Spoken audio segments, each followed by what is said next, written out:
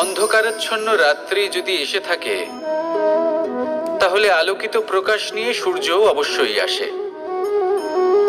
রোগ যদি এসে থাকে, তাহলে তার ওষুধও অবশ্যই আসে। সমস্যা যদি আসে, তাহলে সেই সমস্যার সমাধানও নিজে থেকেই আমাদের কাছে চলেই আসে। এই সংসার, এই জীবনের শুধুমাত্র একটাই নিয়ম আছে, আর তা হলো এটাই: এই সংসার হলো একটা চক্রের মতো। এতে শাশ্বত বলে কিছু নেই, নিত্য বলে কিছু নেই। আর যা কিছুই রয়েছে সব বদলাতে চলেছে। যদি আপনার জীবনে দুঃখ থাকে, সমস্যা থাকে, যদি আপনি বিপদ দ্বারা আচ্ছন্ন, তাহলে মনে রাখবেন সবকিছু বদলে যেতে চলেছে। দুঃখের সময় কাঁদবেন না, মনকে আরো দুঃখী করে তুলবেন না, কারণ এখানে যা কিছুই এসেছে তা যাওয়ার জন্যই এসেছে। তাহলে এত চিন্তা কিসের?